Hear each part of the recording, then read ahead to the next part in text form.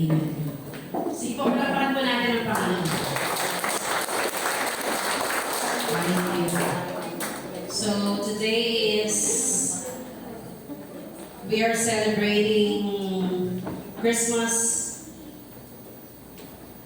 party or celebration for the Church of Sambayan ni Cristo, and most of the churches right now are celebrating Christmas party.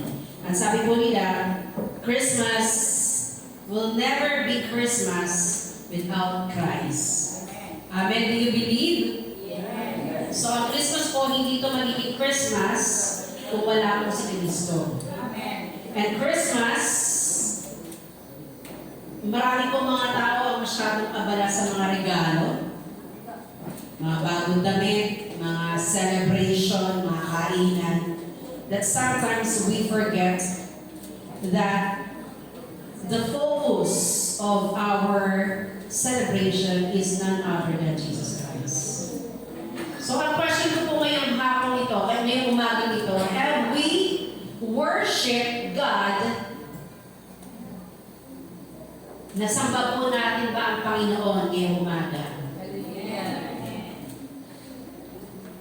Magsalita ka ng malakas na amen. Kung convince ka na nasamba mo ang Panginoon ngayong umaga.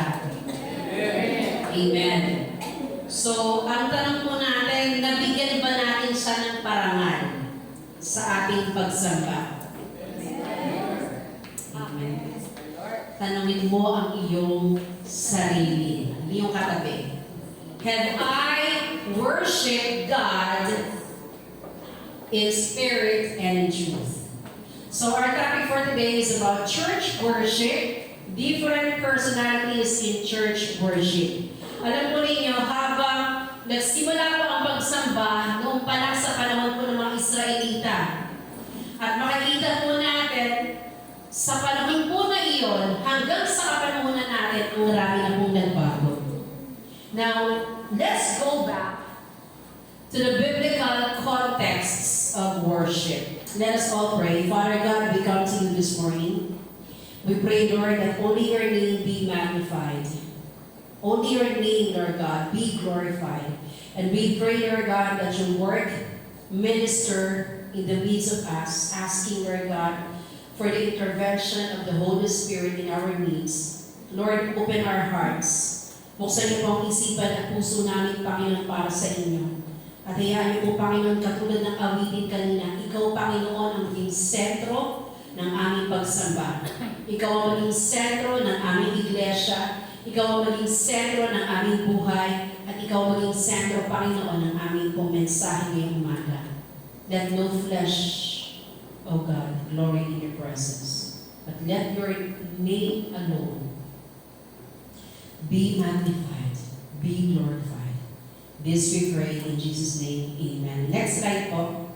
Sabi po sa ating topic, ito po yung ating topic, different personalities in church worship. Alam po niyo, may iba-ibang personalidad, karakter sa loob ng iglesia. Naniniwala po ba kayo?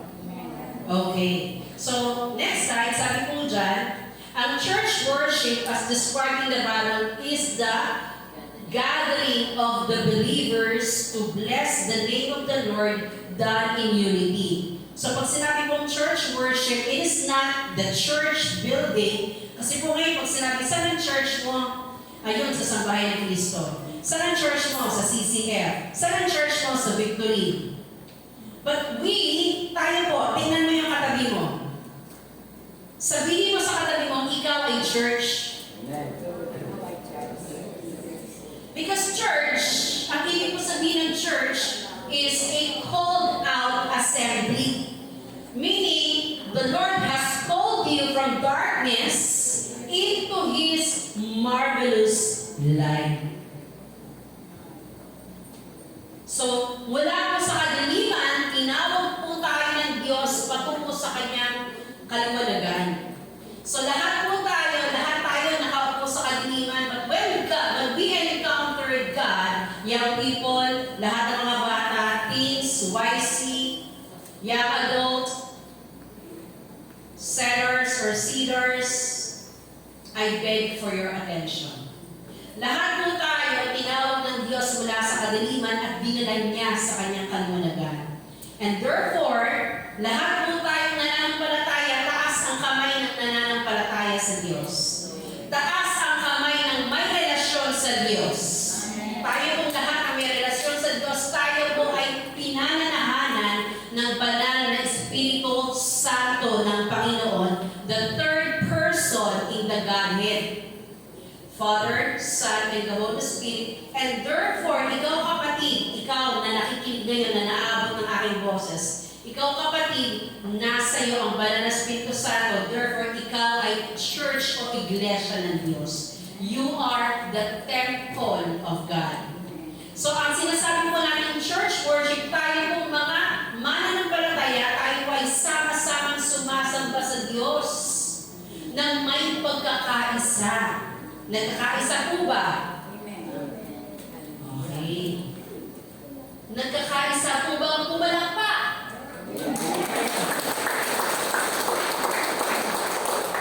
Nagkakaisa po bang sumigaw ng hallelujah? Hallelujah! Nagkakaisa po bang tumayo? Yes! Ayan. Wala pa po akong sinasabi ko po. At nagkakaisa, magnitian sa bawat isa. Ayan, sige. Yan po, tayo pong mga church, tanggalin ko lamang po ito Sige po, pwede na po kayo po.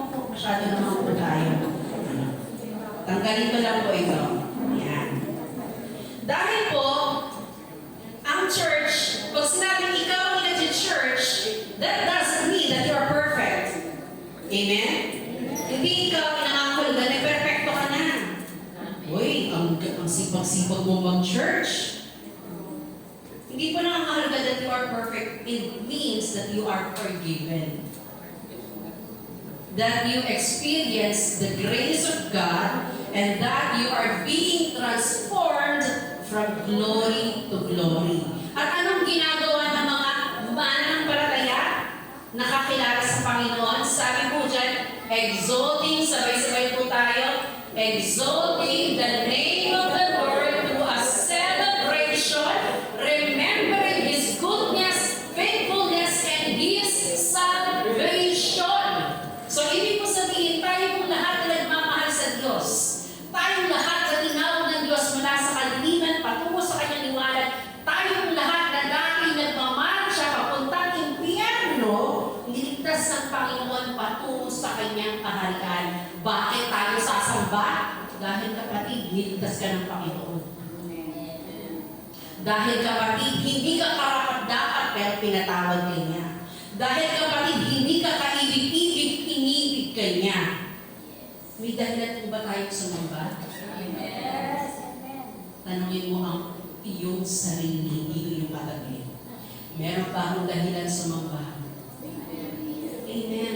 We have the reason to praise and to worship the Lord. Next slide. Sabi po dyan, remember when the Israelites passed through the Red Sea, they worshiped the Lord with songs, instruments, and dance by telling of God's wondrous works. Alam po ninyo, hayaan lang po yan si Teo, hayaan po mag-iyan siya. Wala pong problema yan.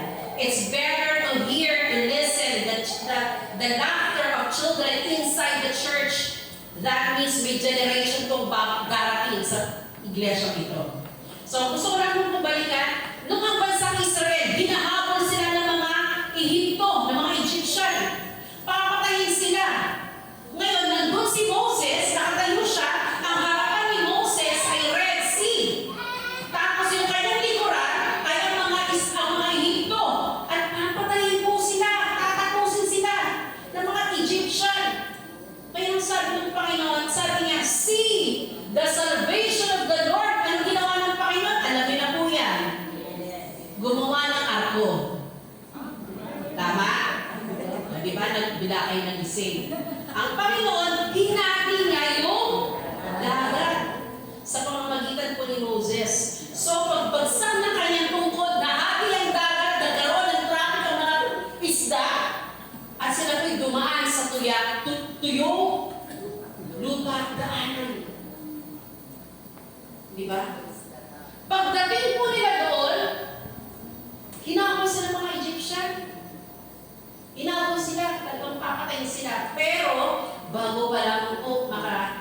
punta mahabol sa mga Egyptian. Ang ginawa ng Panginoon?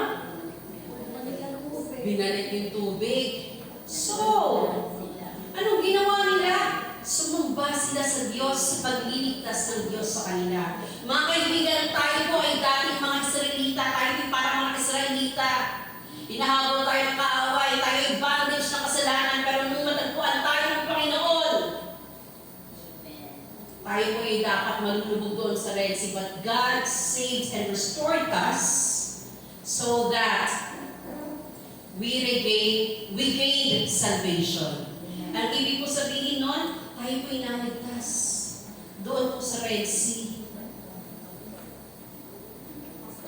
And they dance with tambourines.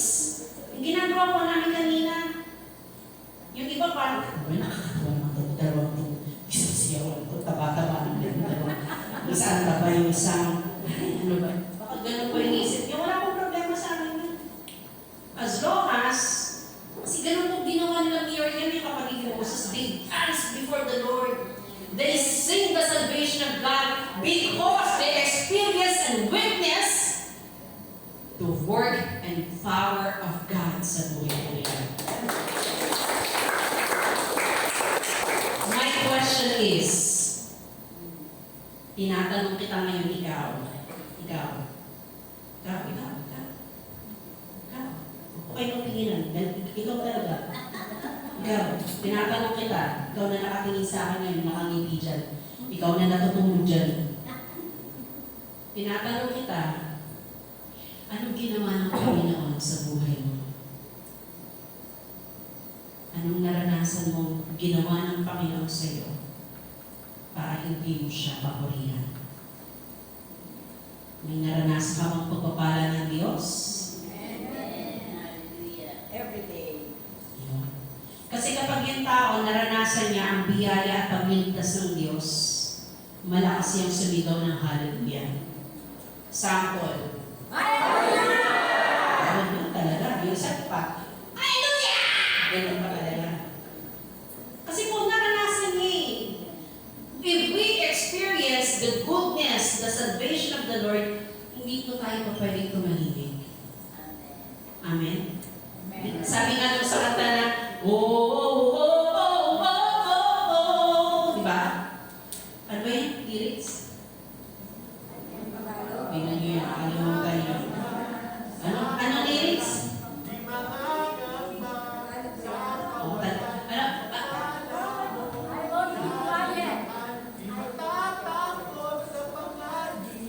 Pagkat nariyan ka palagi, di matitinag sa pagsubok. Pagpapala mo'y tiyak at lubos, di papipigil sa pag-awi. Pagkat ikaw ay mabuti. Pagkat ikaw ay mabuti. Yan. So kapag experience natin ang goodness ng Panginoon, hindi tayo papipigil. Sumamba sa Diyos. Amen. Next slide. Sabi po dyan, ito po yung verse natin. Basa o hindi? 1, 2, 3, go! Worship the Lord with gladness. Come the Lord in joyful songs. Know that the Lord is God. It is He who made us, and we are His. We are His people, the sheep of His pasture. And there is praise and thanksgiving in His courts with praise. He made Him praise. Ayan. Sabi po dyan, worship the Lord with gladness. Sambahin natin ang Diyos ng buong kagalakan. Tayo lumapit sa Kanya ng may masasayang awitan. At alalahanin mo na ang Diyos, siya ang Diyos at Panginoon na gumawa sa atin at tayo'y pag-aari niya. So sabihin mo sa sarili mo, I am owned by God. I am owned by God. Yan. And we are His people. Tayo po'y mga tupa ng Kanyang pastulan. At sabi po dyan, tayo po'y pumasok sa Kanyang gate, sa Kanyang gate. Tagalog yung gate. Kanyang kawan, Kanyang bakuran ng may pasasalamat. Amen. Hallelujah. Yung mga tao, pupunta sa church. Church na. Ano ba yan? Ako pumunta ng church.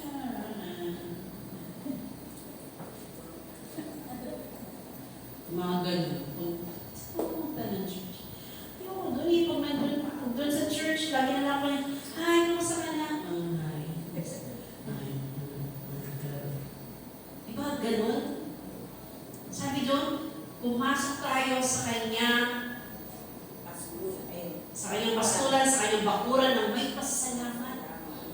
Kaya natutuwa ako kay Sister Mar, hello! Kumusta naman kayo? Hi! Ganun, di ba? Ang sarap pumasok sa church kapag kami nagbababaan na sa'yo. Di ba? Ano ninyo? Yes. Kasi yung, hello, good morning. Ano pangalan mo? Sige, pasok ka na. Ano yun? Wala po kang pinapatamaan ha. Kung tamaan kayo, buti nga. So sabi mo dyan, pumasok tayo na hindi masasalamat. Kung pumasok sa church, kumusta ka naman kapatid? Huwag mo naman sabihin, ba't ka na?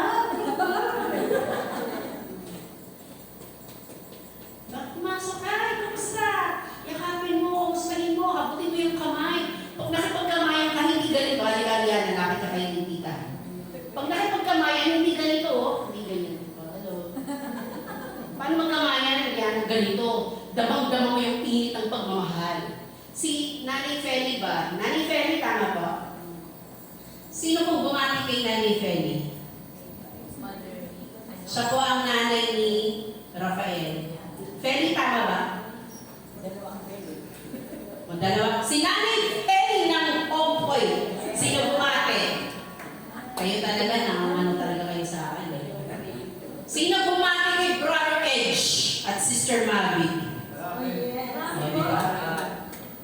Ang tanong natin, sino ba yung bumati pag nakita mo? Yung tipong mararamdaman mo na, pag pupunta ako sa church, damang-dama ko na mahal ako naman ng mga tao. Parang miss na miss nila ako. Diba? Hindi yung pag pumunta, ay, sige, dali mo na yun doon, pauwi mo na. Doon ka sa unahan. Ganun. I mean, we as a church, we represent Christ. Amen. Amen? So sabi dyan, tayo pumasok sa kanyang courts, sa kanyang, ang tagal ng courts, hindi ko korte yan ha, nang may pagpapasalamat, may pagsamba, may papuri, give thanks to Him and praise His name. So we come to the church, hindi para yung contestant number 1. Model. Hindi tayo nagpupunta sa church para magpakita, magparapan ng damit eh. Kanina, may bago po akong biling damit. So, yun po dapat ang suot ko, yung parang kakulay ng damit ng nanay ko na yan. So, pinalansya ko siya. Sobrang masayang-masaya ka pag pinaplansya. Hindi ko alam, umiinit na pala yung plansya. Nabutas, yung bago kong damit. Pagtingin kong gano'n, sinuot ko siya sa akin, ay piniwalag, pagtingin ko butas. Pero masaya mo rin. Punta sa church. Diba? Do you have the reason to praise God? Yes. Amen. Next slide. Sabi po dyan, however, ito na nga, ang problema ngayon, nagbabago kasi yung panahon. Ay, hello, Brother Mark! I miss you, anak! Ayan, sobrang saya ko nakita si Brother Mark. Yan. Sabi dyan, nagbago na kasi yung panahon. So, ang church, as time change, nakita po natin, nagkaroon ng pagbabago ang panahon sa loob ng church. Mas magarbo, mas maraming strobe lights, mas maraming mga pausok. Mga ganun, mas parang, wow, I feel in heaven. Let's worship the Lord. Ganon. Ganon na po nangyari. At minsan, yung tema ng kanta, hindi na nakafocus sa Diyos. Kanina na nakafocus sa iyong self. Take me till when my trust is without borders, and we walk upon the waters, Sige, katayin nyo.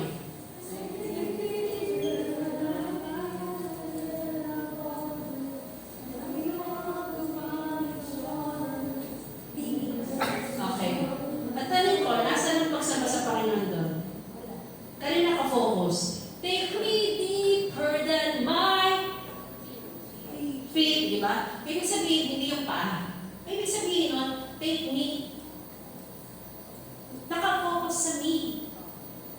worship is focused on God, His worthiness, His greatness, His power. Pero hindi ko sinasabi hindi maganda yung kanta. You can actually sing that for special number.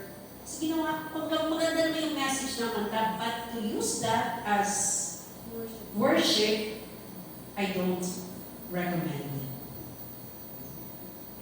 Why? Because most of the worship songs ngayon nakafocus sa worthiness ng sarili natin. Imagine mo kumakanta ka sa Panginoon, take me deeper than my walk. Diba? Ikaw, naiyak ka naman. Naiyak ka kasi naalala mo yung karanasan mo na iniwan ka ng boy. Akala mo sumasambakal ka, yun pala naalala mo lang ibinyak ka ng boyfriend mo. Tindihan niyo po? But if we are going to worship God,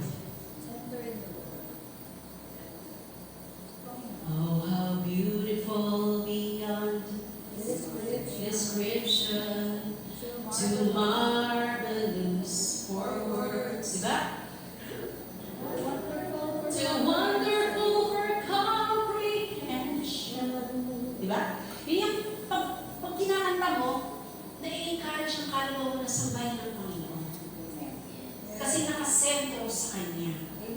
Pakibaba, Ate Jen. Nakalagay po dyan, worship is about worthiness of God. Sa Kanyang pagiging worthy, dapat sa Kanyang pagsamba. Hindi po sa atin. Ate Jen, sige po, go. Pag-aralan na po natin ang different personalities in worship. Number 1. Ready? Let's fasten our seatbelts, okay? So, huwag niyo pong titignan. Huwag po kayong titingin sa katabi ninyo. Tingin tayo sa Panginoon, sa Kanyang salita. Kasi lahat tayo guilty dito. Number 1, Ate Jen.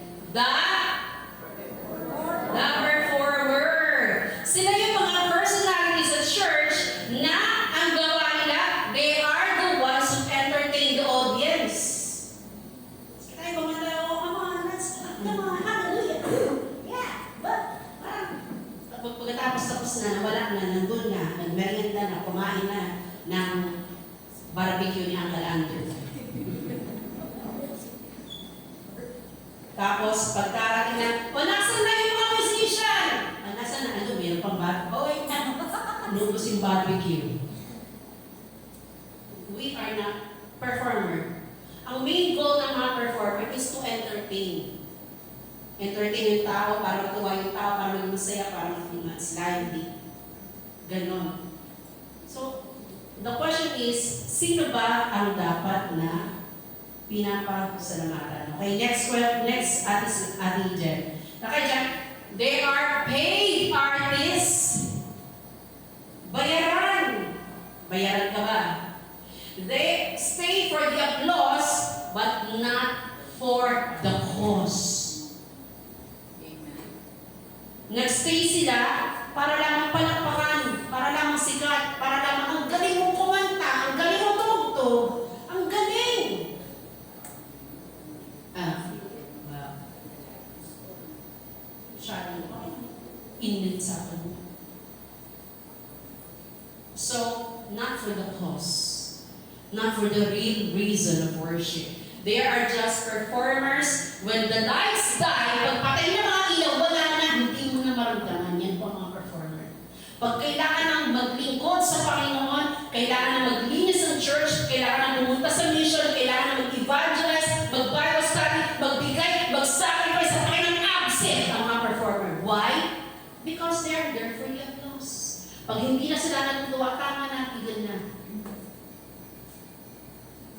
Makikita mo lang ang mga performer kapag nakafocus ang spotlight. Performer. Next slide, Ate Jen. Sumunod, ano yung una? Performer. Meron po tayong test mamaya. Pangalawa, audience. Sila po, pag pumunta sila sa church, ayoko nang tugtog. Masyadong lakas. Tone down. Masyadong liwanag ng ilaw. Sintonado yung nagbabaka.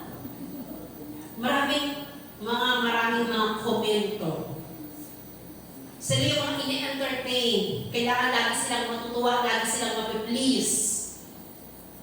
Lahat, pag nakikita nilang pangit, ang pangit na nagsasalita na yan. Bakit po kayo tumawa? Ba't ka tumawa ka sa Jenny? Huwag kang tumawa dyan. Sabi dyan, sila po yung nag-complain sa lahat ng mga nakikita nila wala sights, sounds, lights, performance, hindi maganda. Pangit. Kailangan baguhin niyo. Hindi ko gusto yung tunog. Mga ganon. Minsan, ako yun. Minsan, ganon ako. Napakataas ng standard ko. Parang ang galbong ba? Hindi maganda yung pagkakanta mo, Ana. Bakit ganito? Kasi sila yung na-entertain. Sino ba dapat mabigyan? Okay, next.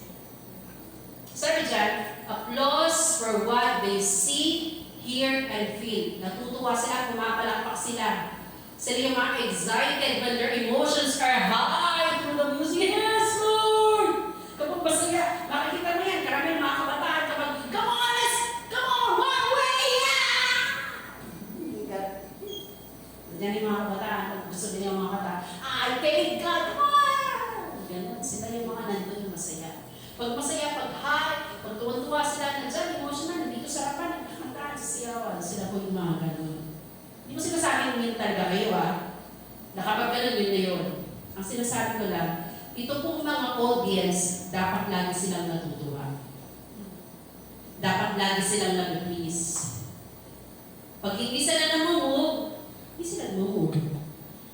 So pag pumunta sila sa church, ganito lang.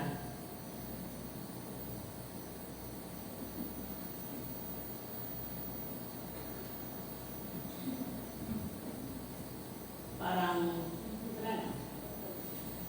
Tingnan mo yung, ngayon, tingnan natin yung katabi natin. Huwag po kayo mag-uso. Tingnan mo natin ang katabi natin. Yan ba yan? Na kapag pumunta sa church, parang siya yung laging dapat natutuwa at nag-please. Na dapat, ano pa nagkaroon ako ng ganitong problema eh. So may mga in-invite, kailangan dapat ma-please. Kailangan, alam mo yun, minsan, sabi na ni Paul Washer, if we use the flesh to bring the world to the church, ang mangyayari po, hilaw na Kristiyano yan. Why? Because we are using the flesh to operate in the church. Hayaan niyo po, dahil papuntahin sila sa church, I don't care kung anong ano nila. Ito po yung tinuro sa akin ng Panginoon eh. Hindi ako eh. Dapat ganito, dapat ganyan, dapat maging masaya, dapat ito yung paawit. Kasi pag ito yung pinawit, masaya, pagtapad mo na. Gusto natin ganun eh. Dapat, kasi nga gusto natin ma-please yung tao. Bakit natin ang habol natin ma-please ang tao? Kasi gusto natin bumalik sa church. Sabi ng Panginoon, if I will be lifted up, I will draw all men unto myself. Kapag ang pangalan ng Diyos, lagi ako nilalamay ng Panginoon dito, kapag ang pangalan ng Diyos ang siyang naitaas, siya mismo ang magdadala ng tao sa kanyang kaharian. So whether maganda ang tugtugan, whether simple ang tugtugan, whether walang aircon o may aircon ng church, kapag ang Espiritu ng Diyos ang kumino sa loob ng kanyang sambahan, lalapit at ilalapit niya ang tao sa kanya. You don't need to do anything. Just worship the Lord. Kaya kung hindi natin kailangan ma-please ang tao, tatandaan po natin, may isa tayo dapat i-please. Next, Ate Jen. Sabi dyan, spectators. They are the ones who observe. Kanina yung audience, sila yung dapat na natutuwa. Itong mga spectators, sila yung mga nag-observe. Ilang involvement. Punta sa church, pagtapos na, tapos na. Mga onlookers, sa ating non-participant, commentators. Nakakita na po ba kayo mga spectators kapag buti pa kayo mga audience sa basketball, di ba? Woo! Di ba? Sa soccer, sa baseball, sa mga laro. Pag sinabi nila, come on! Ba yung mga taong tatayuan pa yung mga spectators? Hindi. campaign lang talaga sila. Walang participation, walang involvement. They come and go and never leaves significant impact in the church kasi spectator lang sila. Ang ginagawa nila, nag-iwan lang sila ng kalat. Ano yung sabihin kalat? Pupunta lang sila sa church. Walang involvement. Hindi mo mararamdaman. Spectator ka ba? Nag-observe ka lang ba? O bahagi ka ng iglesia ng Panginoon? Bahagi ka ng pamilya ng Diyos. Kasi po, ang totoong bahagi ng kaharian ng Diyos, nararamdaman ka. May involvement ka. May impact ang ginagawa mo. Na kapag umalis, meron kang nakikita ka, simple ang ginagawa, naglilipit ng upuan, nagwawalis. Diba? Pumasok sa church, kumain ng candy, nag-iwan ng balat ng candy. Ang tingin natin sa church. Nag-iwan ng kalat. Ang tingin natin sa church. The church, itong building, this is the house of the Lord. And you are the temple of the Holy Spirit. Are we going to allow the church na basurahan? Hindi na po tayo nag-grow sa mga ganong bagay. Merry Christmas po. Sabihin mo sa katabi ko, Merry Christmas.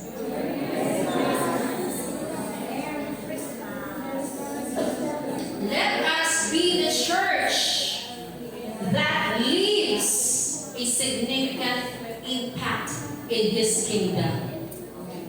Dama ka, ramdam ka, na kapag nawala ka, nasan si ganito? Kasi alam na alam mo, na itong taong kapag hindi mo nakita, may ginagawa kasi siya. Nararamdaman kasi, ito po yung mga worshiper. Next, Ate Jem, sabi po dyan, ito na tayo. Yan na, the worshiper. They are the ones who worshipped like David, obeyed like Abraham, sacrificed like Moses, surrendered like Joseph, loved like Mary Magdalene, served like Dorcas, and gave like the widow. Sila po ang totoong worshiper. Pakibaba, Ate Jen. Ano pong ginawa nila? Ano pong mga to? They worship, their worship is so extravagant. Extravagant. Ibig sabihin, pag sinabing extravagant, anong ibig sabihin ng extravagant? Magaling sa English. Sobra-sobra, ubos-ubos, punong-puno, bagay na bagay sa Diyos na buhay, ang pagsamba niya. Extravagant worship. That means, ang kanilang pagsamba, kinilala at hanggang ngayon pinag-uusapan. Kumbaga, ilang libong taon na ang mga taong ko nagbuhay, pero hanggang ngayon naririnig mo pa rin ang pangalan nila.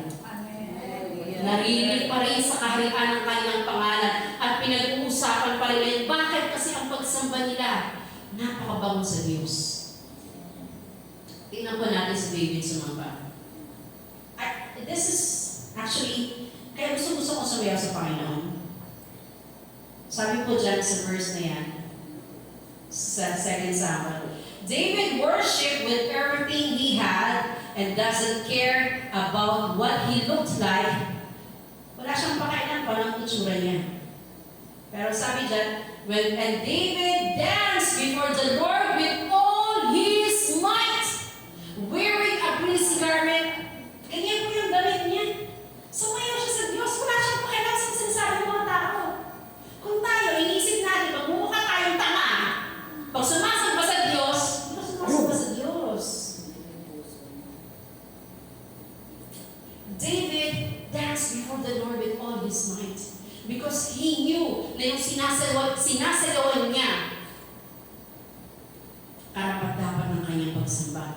God created us with complete mobility Wala daliri, paa, tuhod, bahawat bahagi ng katawan natin kayang sumayaw sa Panginoon. Tapos ikaw, tayo po lahat ay sumayaw sa Panginoon. Tayo po lahat ay tumalon. Sabi ng talan,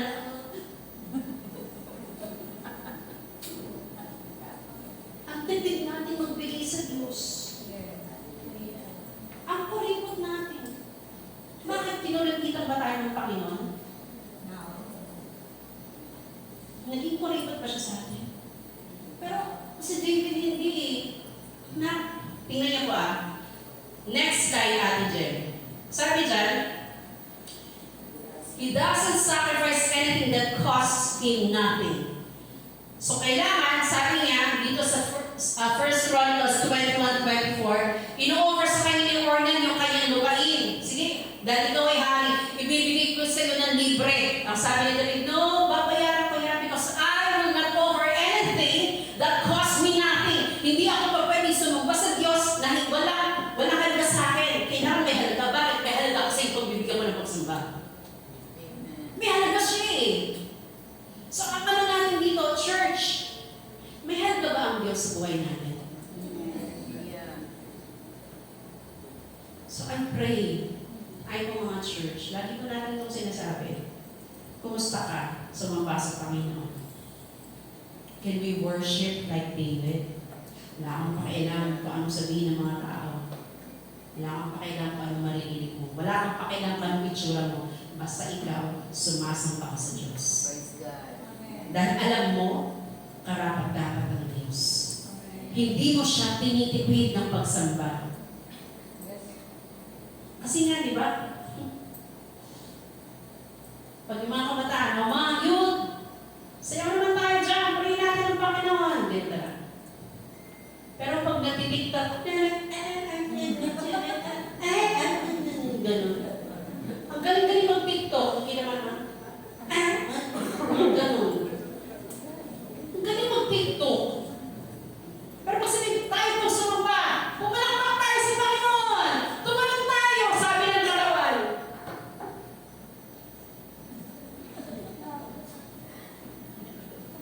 Diba? Ang tipid natin sa Diyos, mga kaibigan. Ang tipid natin. Tinitipid natin ang Panginoon. Bakit tinipid ka ba ni Lord? Tinipid ka ba? Bakit si Sister Merly lang yung sumagot? Si Tita Merly lang yung sumagot ng no. Tinipid ka ba ni Lord? No. Pino mo ngayon pangalan ng no na yan, tinitipid mo na nga si Lord eh. Alert! Tinipid ka ba ni Lord? No! Bakit po kayo galit si Sister Merly? Joke na. Diba?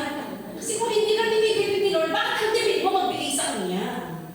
Ang pagsamba. Hindi ako maniniwala na ang church na to, alam niyo po, sabi ko sa inyo, nakapunta ako sa ibang mga church eh. Katulad Sister Eileen sa age niya. Sumasayaw sa church.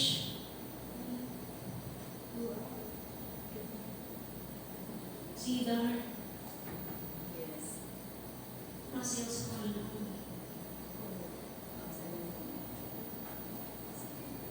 Kaya lang tayo isa sumasakit yung balak natin, wala tayong movement eh. Hindi nag-exercise. Ako po, tumigil ako mag-exercise, kaya tinanipak na naman ako. Pero nung nag-exercise ako, bawat bahagi ng katawan ko, nagagalaw ko. Diba? Pag gumalit ako, sakit na natumo. Kasi hindi tayo magalaw. Sumaya tayo sa Panginoon. Ang mga on-point Zumba ladies, parapakan natin. Sister Belen, representative ng mga Zumba. Diba? Hindi mo masama ang Zumba. Yes. Zumba and Simba. Zumba, pagkatapos mag-Zumba, mag-Zimba ka. Kasi it's a dance. Pero huwag lang po kayo sasayaw yung mga kantang, alam niyo naman yung matalino na tayo, hindi natin kailangan pag-usapan. So, worship like David. Amen? Next, Ate Jen. Sabi dyan, see, Abraham obeyed God even if it meant sacrificing his own son, his beloved son, and his worship will impact that lasts for a generation. Dapat katulad din tayo, kung paano si David sumamba sa Panginoon, katulad din ang pag-obey natin sa Diyos. Ito po yung mga totoong worshiper eh. Sumasamba ng buong puso, walang restriction, walang reservation, at hindi lang sumasamba. Baka magaling ka ng pumaklapak, magaling ka ng sumamba sa Diyos, pero pagdating ng obedience sa Panginoon, hindi pwede. Hindi ka mag-prayer meeting tayo, hindi. Hindi ka mag-Bible study tayo, ay no, I'm busy. Obedience sa Panginoon. If the church knows how to worship, hindi lang tayo magaling mag-worship, magaling din tayo mag-obey. Amen. Amen. Next, Ate Jen. Sabi po dito, by faith, tingnan niyo po saan nabasa si Abraham? Anong book? Genesis, di ba? Tingnan niyo po, sino po itong author ng Hebrews, ilang hundreds of years, pinag-usapan pa rin niya si Abraham. Sabi niya, by faith, Abraham, when he was tested, offered up Isaac, and he who had received the promises offered up his only begotten son, of whom it was said, in Isaac your seed shall be called, concluding that God was able to raise him up even from the dead, from which he also received him in figurative sense. Bakit pinag-usapan ito? Kasi inuuno yung pananampalataya ni Abraham. Yung kanyang pag-obey sa Panginoon, hindi lang siya nag-obey, kundi hanggang ngayon pinag-uusapan yung kanyang obedience na may impact, lasting legacy. Kaya ang totoong worshiper, hindi lang magaling mag-worship, hindi lang magaling tumugtog, kumanta, sumayaw dito sa church, kundi marunong ding mag-obey sa Panginoon. Are we worshiper? Amen. Next, Ate Jen. Sabi dyan, Moses left his princely life. Sinacrifice si Moses yung kanyang pagiging prinsipe, yung kanyang kingdom, and yung kanyang comfort zone sa Midian para maging propeta ng bansang Israel. Ano yung mga bansang Israel? Ang titigas ng ulo, pero sumunod siya sa Diyos para pastulan ng bansang Israel. Sinacrifice niya yung kanyang career, yung kanyang pagiging prinsipe. Worship is also a sacrifice. Galing po ako ng work. Hindi ko po sinasabing ako po yung napakagaling ko. Sinasabi ko lang, minsan, kailangan po natin mag-sacrifice para sa Panginoon. Because that is worship. Pastor Jerry, galing pa ng trabaho yan, diretso para sa meeting tuwing Saturday. Ako, hindi ako nakaka-attend. Kasi, tapos ang shift ko, 5, papasok pa ako ng alas 8 ng gabi. Hanggang Sunday yung pasok ko. Pero alam niyo po, may good news ako. Wala na akong trabaho. Diba, natawa kayo? Lord, wala akong trabaho. Sabi ng opisina sa akin, mag-floating daw ako. Floating? Bigat-bigat ako, paano ka mag-floating? Floating daw ang aking status. E di nagpasa ako ng resignation. O ngayon, hinahabol-habol nila ako. Pero sabi ko, no, I've decided to resign. Pero syempre, may iyak ako. Wala naman akong pambili ng Shopee.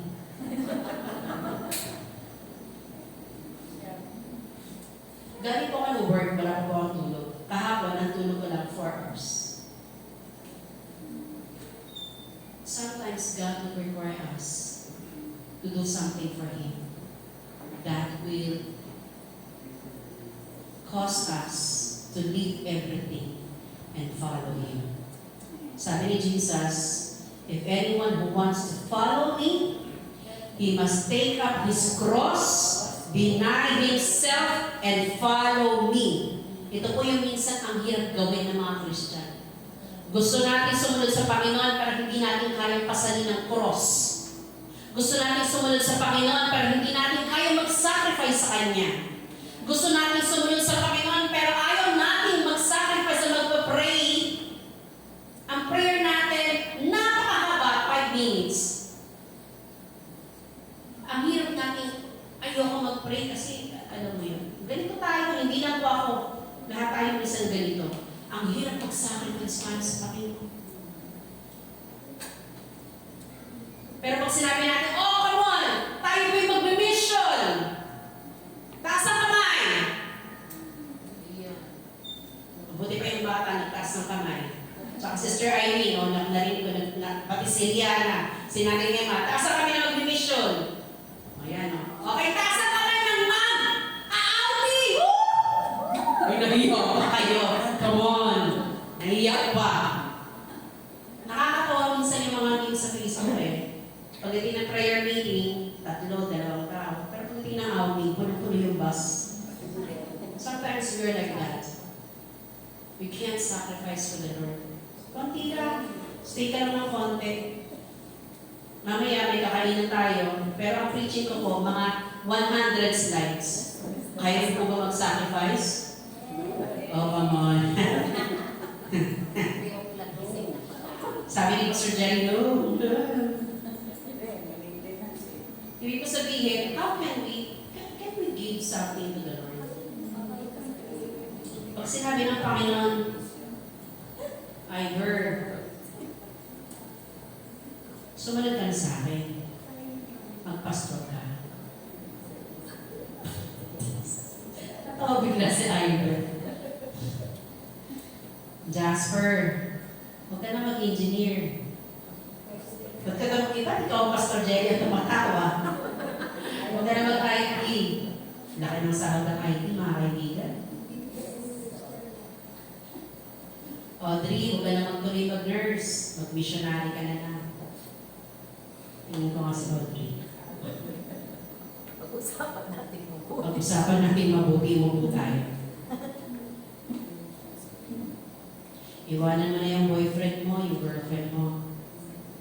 Maglingkod ka sa akin.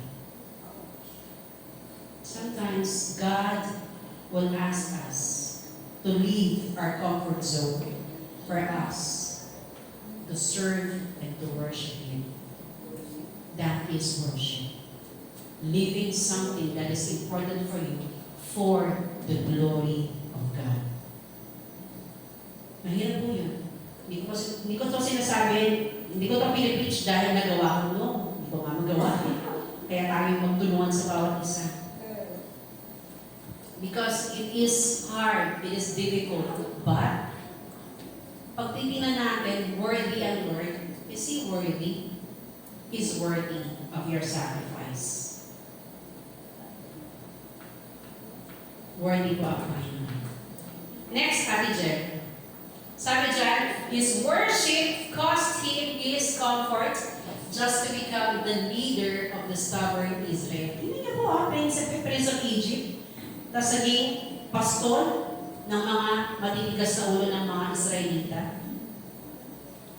Ang question po natin ngayon, are you willing to leave your comfort zone for the glory of God? Because that is worship.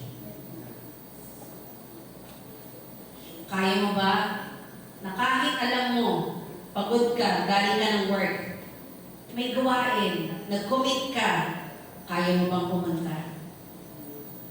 Papipiliin ka, gawain ng Panginoon, ministeryo ng Lord, meron kang lakad, may outing, merong family gathering, kaya mo ba i-sacrifice para sa Panginoon yung bagay na yan? Sometimes, God will require us to leave everything behind in order to follow Him. Because that is worship. Yan po yung totoong pagsamba. Ang hirap po nun. Ang hirap nun. Pero by God's grace, we can do it. Nagawa ni Moses, kaya na rin gawin. Kaya natin gawin. So, sino po ang susunod sa Panginoon? Taas ang kamay. Sige, iwanan niyo po trabaho ninyo. Joke lang ha. Kidding aside, let us be serious in pursuing God sa buhay po natin. Next po, Ate Jem. Joseph surrendered everything to God's sovereignty as he relied on Him for his life in the pit, in prison, and in palace. Ano po pinapakita ng pagsabi ni Joseph dito? Surrender sa Panginoon. God wants us to surrender everything to Him. Minsan, yung mga bagay na pinaka-surrender sa atin ng Diyos, yung mga bagay na pinaka-iingatan natin, ayaw natin i-let go. But God said, give it to me.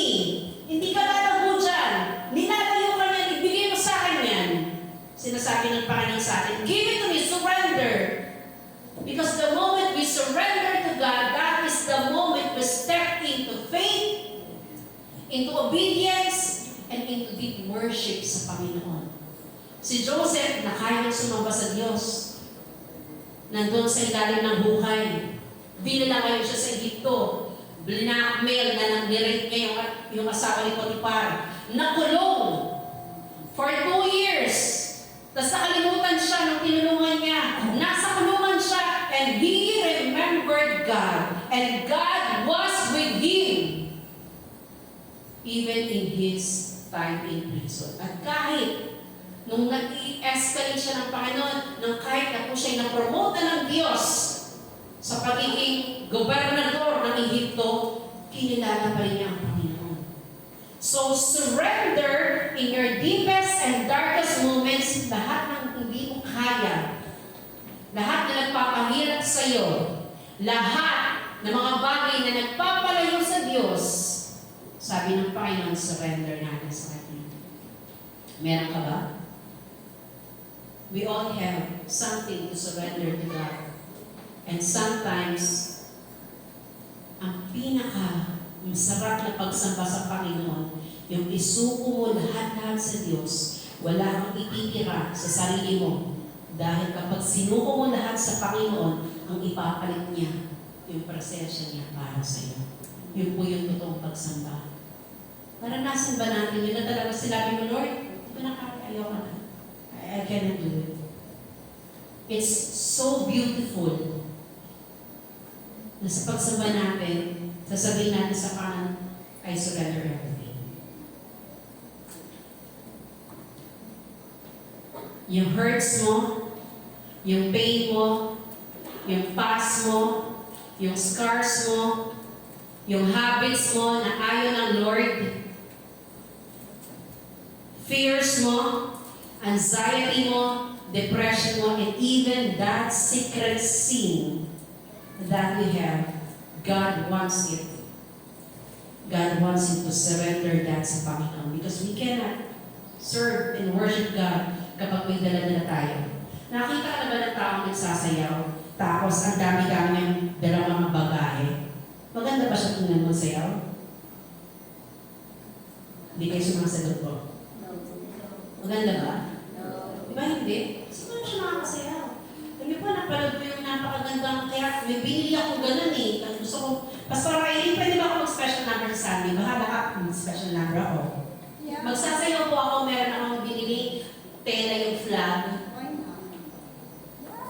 Sasayaw po ako nun.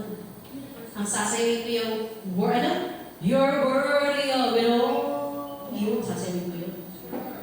Inaaral ko na siya sa aking isipan kasi gusto kong sumayaw sa Panginoon. Sometimes, yung tao po, na kapag sinuko niya lahat sa Panginoon, para katulad siya ng babae nagsasayaw ng malayang-malaya. Kasi surrendered sa Lord, walang tinatago. Kaya hindi ka makakasayaw kasi ang dami mong baggages.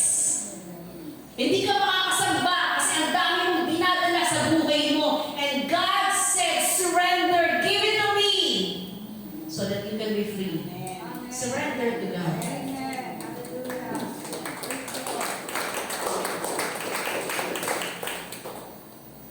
Mga bagay na tinatago natin. Mga bagay na ayaw ni Lord. Mga bagay na ipapahirap sa atin. Surrender. Next is si Mary Magdalene. Ito yung isa sa mga hindi ko makakalimutan, Pastor Jerry, na yung preaching mo to. Hindi ko makakalimutan yung preaching niya na to. Sapagkat alamin mo yung naging impression sa akin ni Mary Magdalene. Nung pumasok siya doon sa kwarto, nandun yung mga disciples, anong ginawa niya? Binasag niya yung mamahaling pabango na yun. Sobrang mahal ng pabango na yun. At binuhos niya yun kay Kristo Jesus. Binuhos niya yung pagkatapos, iyak siya ng iyak. Tapos pinampunasan niya yung paa ng Panginoon, ng kanyang luha. Ganun po yung kanyang, alam niya po, si Mary Magdalene, anong trabaho niya? Diba, hindi nabanggit sa Bible yung trabaho niya, pero yung past niya, prostitute po siya. She was a prostitute. But when she encountered Jesus Christ, isa po siya sa naging witness ng resurrection ng Panginoon, at sobrang mahal na mahal niya si Lord. Naibig yung mamahaling babae na yun, ibinuhos niya sa Panginoon, at tumitigas siya ng pag-iyak. Bakit? Because she experienced the forgiveness of the Lord. Kapag ang taong pinatawad ng Panginoon, Sasambihin mo, mapanin mo siya. Sabi nga ng preaching ni Pastora Nika, para kang aso na dinidilago yung panga ng amo mo. Ganun po yung ginawang pagsamba ni Mary. Mamahalin pa ba mo? Bakit? Yun ang karapat-dapat sa Diyos. Yun ang karapat-dapat sa Panginoon, yung ganung pagsamba. Na kaya mo halikan yung paa niya. Dahil alam mo, sino ka ba dati? Tigas ang ulo mo. Palpak ka. Anong buhay mo dati? Ang dumi-dumi mo, nakakalilig ka. Pero, naranasan mo ang forgiveness ng Lord. Binago ka. Nilinis ka. Malinis ka na ngayon. Sinong hindi hahalik sa Panginoon? When you experience the forgiveness of God, you will not stop crying. Because, alam mo, hindi ka karapat-dapat, pero pinatawad ka ng Panginoon. Sasabihin ko sa atin, sa lahat po tayo dito, lahat tayo may madilim na past. Lahat tayo may ginawang palpak. Lahat tayo may ginawang nakakadilig. Lahat tayo ang tumi sa harapan ng Panginoon. But when you know that God has forgiven you, you will really cry out to God and pour Him all the worship, all the kisses sa kanyang paa. Sapagat alam mo na pinatawad ka ng Panginoon. Amen. Amen. You know you've been forgiven. Hallelujah. Yes, Lord. Salamat. I am forgiven. Hindi na ako tinatawag ng Panginoon sa kasalanan ko dati. Hindi kanya tinatawag ng kasalanan. Prostitute. Hindi kanya tinatawag mandrugas, magnanakaw, babaero, lasingkero. Ano pa? Hindi kanya tinatawag sa ganung pangalan. Ang tawag niya sa iyo sa pangalan mo.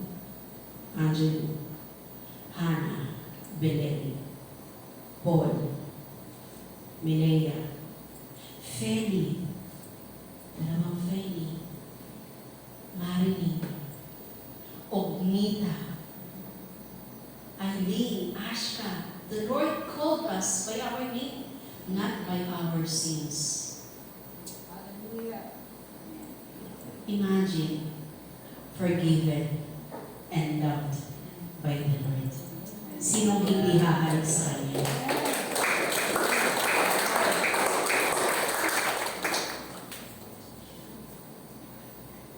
Sabi nga ng babae, inaagasan.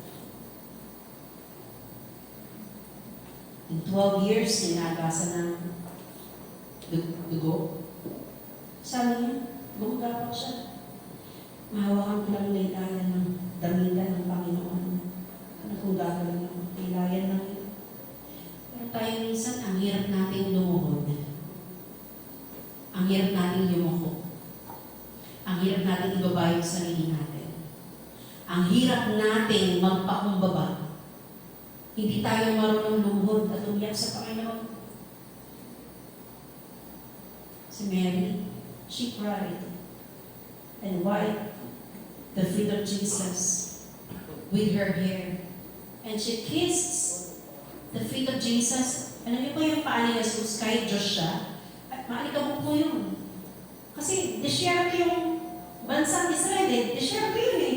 Pero hinalikan ni Mary Magdalene yung kanyang paa. Ganun siya sumamba. Sino kaya dito yung kaya mag-bow down sa Lord at gawin yung mga bagay na pinapagawa ng Panginoon sa Kanya? Forget all His title, forget the position, forget the achievement, forget the medals, forget everything. Pagdating sa harapan ng Panginoon, servant ka. Because you know you've been forgiven and loved by God. Amen. Amen? Amen. Hallelujah. Next po, Ate Jen. Sabi dyan, si Dorcas. Ang pangalan ng group chat natin, Sister Amy? Dorcas. Bakit? I'm so blessed. Sister Faye, Sister Amy. Kami po yung mga Dorcas. Sister Heidi, Sister Vanji. Because, alam niyo po pag mag-Bible study kami, Sister Amy, sila Sister Eileen, magpe-prepare sila ng pagkain para sa mga Bible study attendee. Makikita mo nagsiserve ng mga, si Dorcas, ganun din po siya. Nung panahon po na yun, kinilala siya ng mga widow. Bakit? Nagtatahi siya ng mga damit para doon sa mga kababalingan. Nagsiserve siya. Kaya nung namatay siya, nagkasakit siya, pinag-pray siya ni Peter, nabuhay siya ulit. Bakit? Kasi yung legacy ni Dorcas, yung kanyang paglilingkod sa Panginoon, kinilala. Namiss ko si Nanay Nida. Si Nanay Nida, di ba? Sino pa? Uncle Andrew. Sino pa?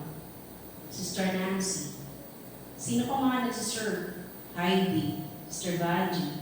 Yung tipong hindi kayang hawakan ng iba. Kasi, ayoko maglinis ng CR. Ayoko maghugas ng pinagkainan. Nadudumihan yung kamay ko. Sabi ko po sa inyo, yung church na napuntahan namin, mga professional, naka-necktie. Pero nung nakita nila may gawain, finold nila yung kanilang necktie, finold nila. Yung kanilang hollow sleeve, tinanggal yung necktie, nag-serve, nag-map ng church. Walang problema sa mga gawain ng Panginoon because they can bow down, they can serve. Ang bango-bango ng paglilingkod nila sa Panginoon. Are we like Dorcas? O baka tayo yung pinagsisilbihan. Biglang mo ka ng kape. Pakiwalis nga yan. Pakadala nga na itong mga kutsara jar. Baka tayo yung ganun. Yung tipong hindi makahawak ng mga hugasan sa church.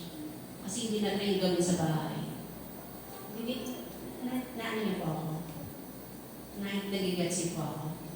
Kasi, ito naman ang ano ko po sa mga tao sa church na gumagawa ng ganito. Kapatid, magpatuloy ka na maging Dorcas. Kahit hindi ka i-recognize ng church, kitang-kita ka ni Lord. Pinapalakpan ka ni Lord. At habang nagmamap ka ng sahig, nagkukuskos ng CR, naghuhugas ng mga plato, walang pumapansin sa'yo. Walang nagbibigay ng recognition sa'yo. Tatandaan mo kapatid. Tatay Raul, maaga pa lang nag-aasikaso dito sa mga sound system. Tatandaan po ninyo, magpatuloy kayo mga naglilingkod sa Panginoon. Kasi kita-kita kayo ni Lord. Ang bango ng pagsamba niyo sa Panginoon. Ang bango. Sobrang bango ng pagsamba. Kaya kung hindi Dorcas po tayo. Next! At ito po yung pinakamaganda. Kayang ibigay ang buong kayamanan niya para sa Panginoon. Yung ginawa ko kanina, para po dun sa mga bago, ang church po ay hindi po money maker. Gusto ko lang po sabihin. We are doing that. Gusto ko lang po maging transparent sa inyo. Ang allowance po ng mga pastor dito sa church, ako ang allowance ko po, 172 pesos sa loob ng isang linggo. 1 week, 172 pesos. Hindi ko po yung sinasabi sa'yo para maawa kayo at bigyan nyo. Come on, hindi ko kailangan, Lord, gosh. Bago kong damit. Joke lang. Kung bibigyan nyo ako, okay lang, I'm welcome. I'm welcome. Welcome po kayo mabigay sa akin. Pero ano sinasabi ko? Yung ginawa kong pagbibigay po kanina, para po yung support sa mga pastor sa church. May mga pastor po tayo dito na wala ng trabaho. Pastor Alex, Pastora Becca, Pastora Irene, Pastora Nika, Pastora Emma. Kahit na mga senior na sila, sasabihin niya, dapat si Pastora Emma mag-mission pa siya. Kailangan, kabulin niyo pa yung mga bus, pag mga pagkakala. Ano ni-expect niya? Gusto niyo pa mag-serve? Gusto niyo pa mag-serve sila Pastor Alex? Gusto niyo pa humayo? Wala pong retirement ang church. Buti pa nga yung mga nagtatrabaho sa opisina. Yung iba may retirement, yung iba may anong tawag na? Separation pay. Ang pastor, hanggang mapatay ka, pastor ka pa rin. Pero kung ano yung sahod mo, kung ano yung allowance mo, yun pa din. Kaya salamat po sa church na nagbibigay sa kanilang mga pastor. Naglilingkod para sa kanilang pastor. 20, 25, ₱5, 10 na binigay mo para sa Panginoon, malaki na yan. Tingnan mo siya, sabi ni Lord, sinong pinuli ng Panginoon? Yung mayaman na nagulog, bakit nang inulog? Sinong pinuli ng Panginoon? Yung widow na binigay niya lahat niya, wala na siyang kainin, pero binigay niya. Kasi po yun yung totoong pagsamba sa Diyos. That you can give everything. Give all you can to God. That is worship.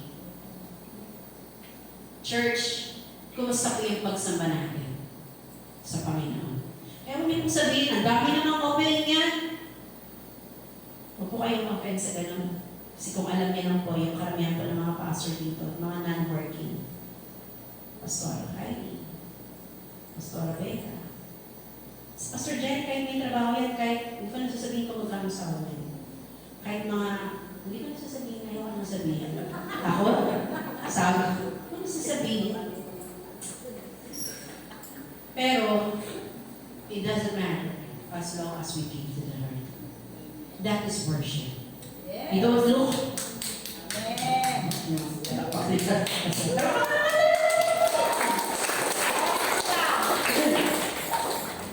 Kasi, you don't give because, ito kaya bigyan mo to? Huwag ko na itong bigyan kasi meron naman siyang Chanel. Meron naman siyang Gucci. It doesn't matter kung may Chanel siya o may Gucci ka. Yes. Alam niyo pa na-appreciate ko si Angela. Pag yan galing sa ibang bansa. Lagi meron yung pasalubong. Maliit na token.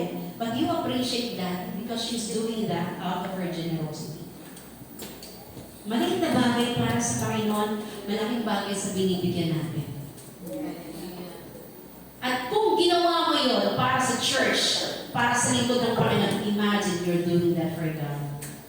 Wala pong, kapag ginawa natin yan, hindi po nagkakautang tayo sa Panginoon. Sino gusto na may utang sa Lord? Ako gusto ko may utang ako sa Lord kasi babayaran niya ako pagdating ng ayaw niyo may utang? Okay, fine. Okay, ito kayo pipilitin. Okay po, next. Tingnan niyo po These people, sabay po natin basa-basahin. 1, 2, 3, go.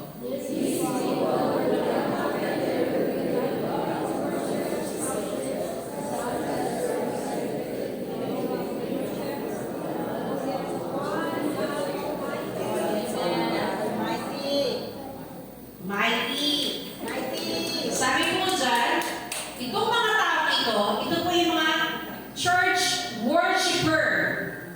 They worship God. Sabi dyan, itong mga tao they together will bring about a glorious worship. Pag nagsama-sama itong mga to, napakagandang pakinggan, napakabango nila. Bakit? They are glorious worship, selfless, God-centered, aiming to bring a beautiful aroma of holy worship. Kanino? Para sa isang audience. Kanino?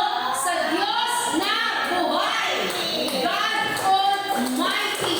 Sa lahat ng yung audience natin, hindi kayo, siya na ang ating audience. Kaya, church, let us be like David. Amen? Let us be like Abraham. Amen? Let us be like Moses, like Joseph, like the widow, like Mary Magdalene. Let us be like them. Napakagandang pagsamba po ang bibigyan natin sa Panginoon. Next, sabi po dito, the church needs genuine worshipers who are not performers, who are not audience, who are not spectators, but real worshipers. Kailangan po natin ito ng real worshipers. Hindi po yung audience, hindi kayo.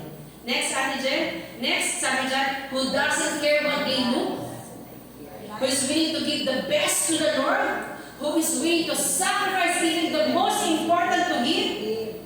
Amen? Who is willing to leave the comfort zone to fulfill God's calling. Parang pahina. Who is willing to surrender his life for the cause of God's kingdom. Amen. Who is willing to pour out even the most expensive, not the leftover to God. Yung pinakamahal, yung pinaka-the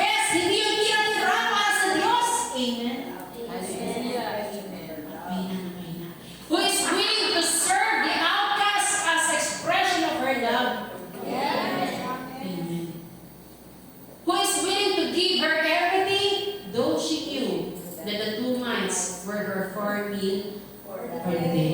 Sino po yung ganito? Mahirap ng kahirap, pero ito yung totoong sumasamba sa Panginoon. Kaya mag-sacrifice sa Lord. Sige, Ate Jem. Let's normalize that church worship is an expression of love, service, sabay-sabay, surrender, obedience, sacrifice, and giving to the one who is worthy of it all. Normalize po natin yun. Pagsamba po natin. Pagsamba, pagsuko, pagsunod, pagsacrifice, pagbibigay at pagmamahal sa Diyos. Sapagkat karapat dapat siya ng ating pagsamba. Worship is not about us. Hindi ito patungo sa atin. It is about the goodness, faithfulness, and worthiness of God in our lives. Yun po yung pagsamba. Patungo sa kanyang kabutihan, sa kanyang katapatan, sa kanyang kasapatan. Next, Ate Jen. And genuine worship is born. Ito po.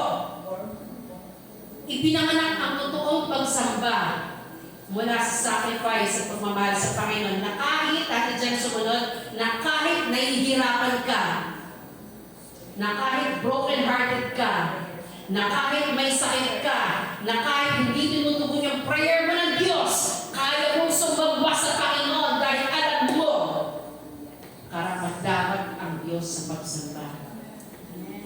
He is worthy. Even if your prayers are unanswered, even if you are sick, even if you're alone, even if nothing else, wala na natira sa'yo. Pero dahil alam mo, ito yung totoong pagsamba, kaya mong sumamba sa Diyos. Kahit ang sakit na, Lord, hindi ko na kaya. Pero napakasarap sumamba sa Panginoon kahit parang wala ka, may sakit ka. Kaya mong sumamba sa Panginoon. Sige po, Ate Jen. Kapag na-experience po natin ang reality ng Diyos sa buhay natin, magta-transition po tayo mula audience, mula performer, mula spectator, sa totoong worshiper ng Panginoon. Sino pa nakaranas sa Panginoon? Naintindihan ko po, kung hindi nyo kayang itaas ng mga kamay. Isa lang ang audience natin, mga kapatid. You don't need to raise your hand if that is not true in your life. But let us pray para nasa natin si Lord sa buhay natin. Because that is the only time we will be able to experience true worship sa Panginoon. That's, Ate Jen, in my, yan. Kahit, ang totoong sumasamba, kahit hindi maganda yung sounds, kahit a cappella, kahit sintonado ang boses, kahit pangit ang paligid, kahit walang aircon, kaya sumamba. Amen? Kahit walang drums, kahit walang gitara, kaya mong sumamba sa Lord. Amen? Hindi tayo conditional. Kaya sabi dito, di ba katulad nila Paul and Silas, na nandun sila sa kulungan, they worship God. Anong nagawa ng pagsamba nila? Na-open ang prison. Sana ganun po tayo sumamba. Mamaya, samba tayo sa Panginoon. Yes! Sige po. Sunod natin, Jem, sa aking conclusion. Ang totoong pagsamba, sige ba't natin doon, hindi basta-basta, hindi pwede na yan, hindi okay na yan, hindi 50-50, yan, hindi mediocre. Okay na yan. Kundi, sabay-sabay, the best.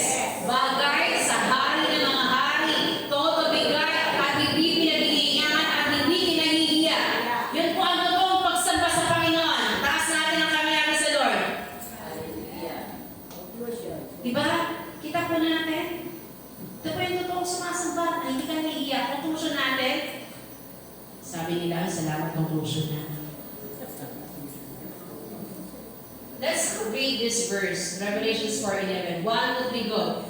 Worthy are you, Lord, our Lord and God, to receive glory and honor and power, for you created all things, and by your will they existed and were created. Sabi siya, worthy! Karapat-dapat ka, Panginoon, sa pagsamba na tumanggap ng kalwalatian, ng karangalan, ng kapangyarihan, sapagkat ikaw ang Diyos ang likha ng lahat ng bagay. And because of you, all things were created. God is worthy of your praise. Sabihin mo sa katabi mo.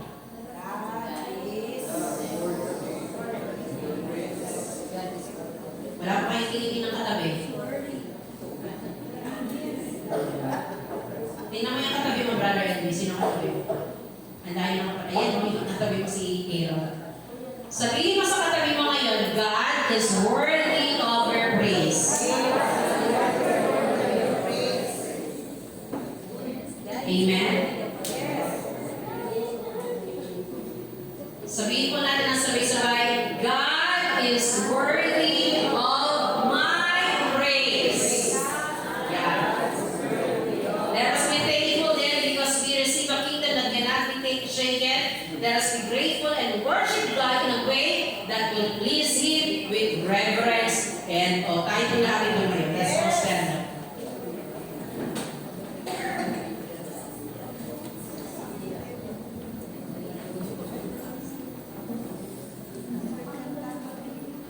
Yan. Sinasabi ko, di ba? Pagkasa tayo lahat ikaw ay tingnan ko. Kasi yung mga musician. Nasa yung mga backup na dyan. Come on, mga backup.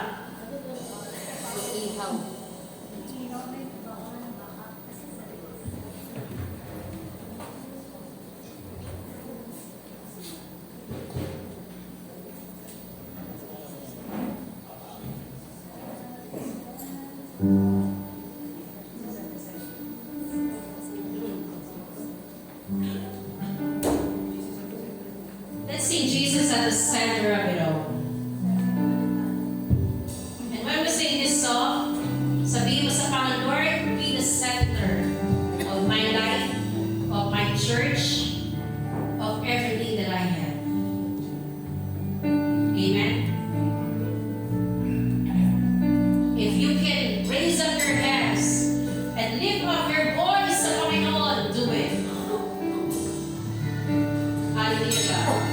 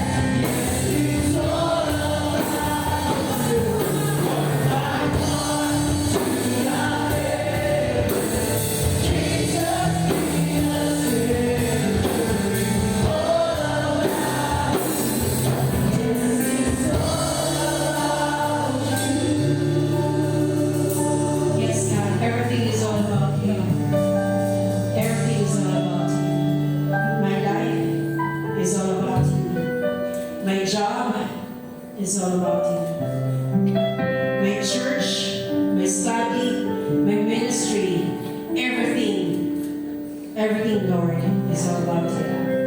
My mere existence, my very existence, God, is all about you. Lord, you deserve the worship. You deserve the glory. You deserve the honor. You deserve all power and all glory, O God. And Lord, I thank you, Lord. Thank you for your forgiveness. Thank you for your love. Thank you, Lord God, for restoration. Thank you for your provision. Thank you, Lord God, for your goodness, your mercy that follows me every day. Your mercies are new every morning. Thank you, God. Even if, Lord, we don't deserve it. We don't deserve it, God. And yet, you love us to the full. Panginoon, salamat sa iyo. Salamat sa kabutihan mo, Panginoon. Sinasamba ka namin. Sambahin ka namin katulad ni David. Sambahin ka namin katulad ni Moses. Sambahin ka namin katulad ni Joseph, ni Abraham, ng widow, ni Mary Magdalene. Lord, help us to worship you because you deserve, Lord God, all worship. Your glorious God. In this we pray. In Jesus' name.